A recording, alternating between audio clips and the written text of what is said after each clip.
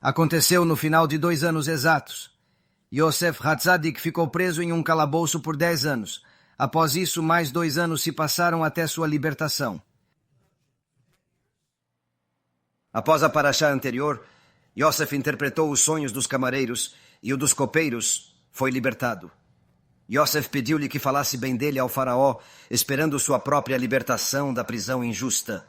Ansiava provar sua inocência e recuperar a liberdade, confiando que Deus o ajudaria em sua redenção. Aguardava pacientemente o momento em que sua verdade seria revelada. Ter fé em alguém, não totalmente em Hashem, levou Yosef a ser punido com 2 anos adicionais na prisão. Um erro que resultou em consequências sérias. Em vez de 10 anos, foram 12 anos de reclusão. Esta parcha começa com as palavras: aconteceu no final de 2 anos, referindo-se precisamente aos 2 anos extras que foram adicionados à sentença de Yosef por sua falta de fé completa. Paró sonhou que estava de pé sobre um rio. Dele emergiram 7 vacas belas e robustas, pastando no pântano. Em seguida surgiram outras 7 vacas feias e magras do mesmo rio. Para a surpresa de Paró, as vacas feias e magras devoraram as belas e robustas, mas, estranhamente, permaneceram tão magras quanto antes. O sonho intrigou Paró profundamente. Vacas feias e magras devoraram as belas e robustas na margem do rio. O faraó acordou, adormeceu e sonhou novamente. A menção do segundo sonho indica uma conexão profunda, ressaltando a importância de ambos. Perplexo, o faraó buscava entender o significado desses sonhos para o futuro. 7 espigas de grão brotavam em um talo, saudáveis. 7 espigas finas e queimadas cresciam após. Semelhanças entre os sonhos. Ambos têm 7 elementos, belos e feios. O primeiro com vacas, o segundo com espigas. As espigas magras engoliram as 7 espigas saudáveis, e o faraó acordou de um sonho inquietante. O mesmo ocorreu com as vacas feias devorando as saudáveis, um evento perturbador. Este foi, sem dúvida, um sonho profético e misterioso. O faraó, perplexo, buscou seus necromantes e feiticeiros mais hábeis para uma interpretação detalhada desses eventos simbólicos. Peça-lhe para interpretar o sonho. Ele imediatamente recorreu ao misticismo, ao sobrenatural, aos poderes da impureza, mas eles não puderam interpretar o sonho. Então ele foi aos seus sábios, e seus sábios também não puderam interpretar o sonho. Então o copeiro Mor lembrou-se de José, o jovem hebreu que havia interpretado seu sonho na prisão. Hesitante, ele mencionou José ao faraó, que prontamente ordenou que o trouxessem. A Torá relata que, após a sentença, o versículo 41:14 diz: e mandaram chamar Yosef, e o tiraram apressadamente do calabouço. Yosef foi então levado às pressas para interpretar os sonhos do faraó. Ele se preparou rapidamente, trocando suas vestes e apresentando-se diante do soberano egípcio com respeito e sabedoria. Supervisores convocaram Yosef da masmorra. Ele se barbeou, trocou de roupas e foi a Faraó. Notamos algo em comum. Faraó o chama para interpretar um sonho que ninguém mais consegue. Apressam-no, mas ao chegar, Yosef se prepara com cuidado, como para uma audiência real. Ele se apresenta com dignidade, reconhecendo a importância do momento e a necessidade de estar à altura da tarefa. A pressa não era para interpretar o sonho imediatamente. Yosef não foi levado logo ao faraó, mas preparado. Cortaram seu cabelo, barbearam-no e vestiram-no bem, com roupas finas e adequadas para apresentar-se perante o rei. Se havia tanta urgência, por que se preocupar em cuidar da aparência de um mero prisioneiro? Vemos claramente que o propósito era outro. Essa preparação tão meticulosa e detalhada sugere que havia uma intenção por trás disso. A Torá transmite uma mensagem crítica. O decreto divino vem de Hashem, que ri dos nossos esforços. Se há um decreto para o sucesso de alguém, ninguém no mundo pode levá-lo ao fracasso. Isso nos ensina a confiar plenamente na vontade divina e aceitar seu plano para nós, sabendo que ele sempre busca nosso bem maior do que eles próprios, fazendo algo que os levaria a perder aquela bênção que possuem. Por outro lado, se há um decreto para que alguém, Deus nos livre, fique doente, morra ou sofra de qualquer outra forma, ninguém no mundo pode mudar esse decreto, exceto a própria pessoa.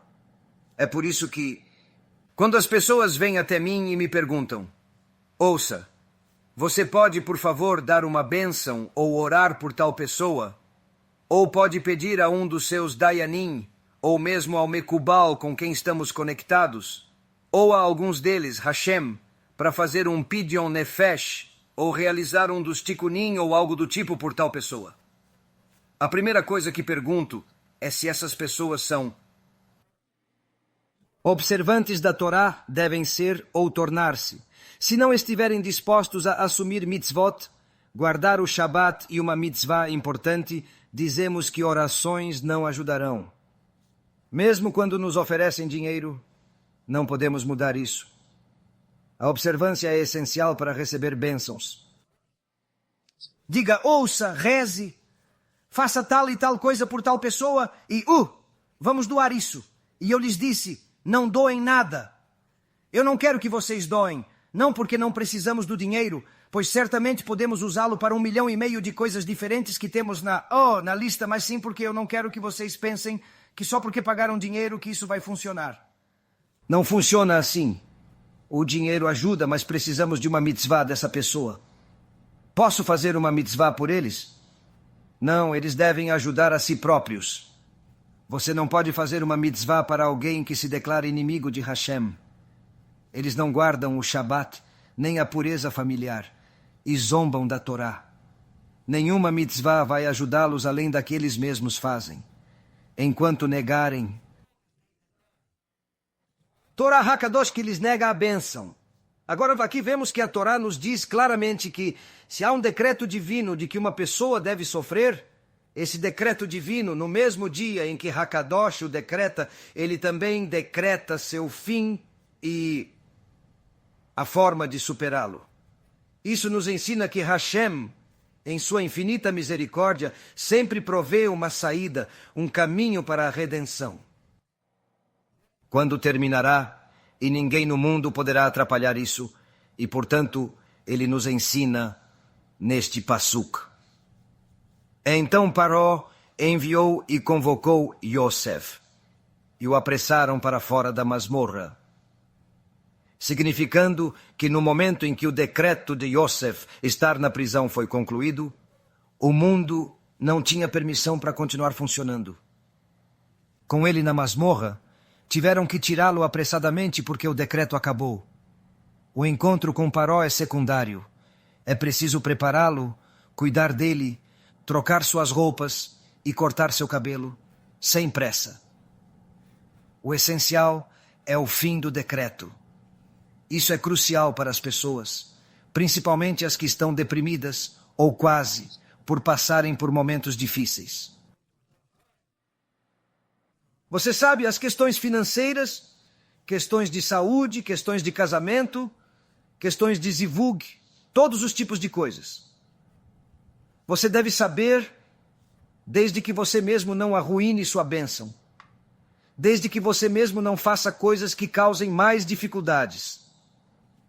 Se você está fazendo tudo o que deveria fazer, servindo a Hashem, você reza para Ele, você dá tzedakah, estuda a Torá e segue as mitzvot, faz tudo o que deveria e não arruína a bênção ao violar o Shabat, desperdiçar sêmen, ser imoral, roubar ou jogar. Contanto que não esteja arruinando sua bênção, você não perderá as bênçãos.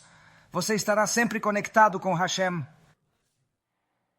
Você deve saber que essa nuvem escura que está acima de você agora, que está fazendo você perder dinheiro, que está fazendo você ficar doente, que está causando dificuldades, essa nuvem escura tem uma data de validade. E essa data de validade chegará. Essa data de expiração chegará. Não perca a esperança, não desista, não fique deprimido. Não há sentido. A depressão pode fazer a nuvem escura permanecer por mais tempo. Tirar a própria vida não a fará desaparecer, apenas a tornará permanente.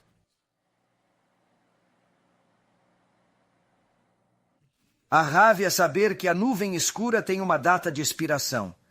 Você pode fazer coisas para que ela desapareça mais cedo, mas todas elas têm a ver com espiritualidade e não com embelezar-se, fazer exercícios, tomar vitaminas ou ser mais agressivo na busca por uma nova esposa.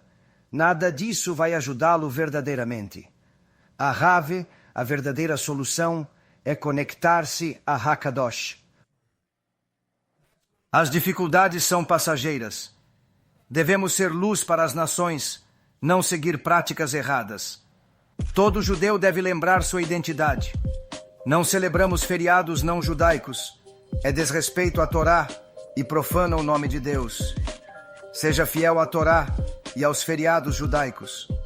Esse é o caminho do verdadeiro judeu, honrando nossas tradições e valores. A Torá pode levar a Hilul Hashem, profanação do nome de Hashem. Seja fiel à nossa sagrada Torá e Shagim, é o derer de um verdadeiro Yid.